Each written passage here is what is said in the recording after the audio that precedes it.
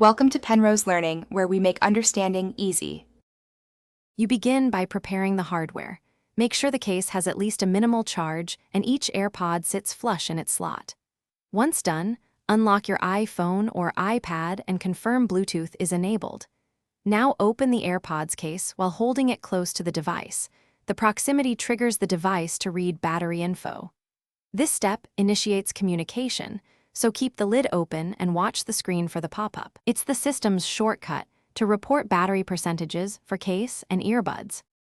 Next, interact with the device to reveal exact levels. Tap the pop-up that appears after opening the case to see the AirPods and case percentages.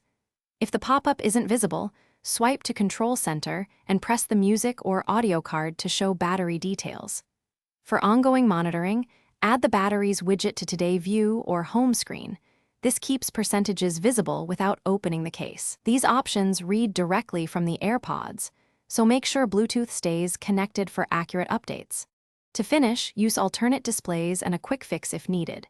You can check battery levels on an Apple Watch's batteries glance, or go to Settings Bluetooth, tap the AirPods info icon to view status. If readings are missing or stale, make sure Bluetooth and iOS are updated. Then reset the AirPods by holding the case button about 15 seconds and reconnect. If that still fails, clean the contacts, charge fully, and test again. This usually restores accurate battery reporting and resolves sync glitches. Thanks for watching. If this was helpful, leave a like and consider subscribing. See you next time.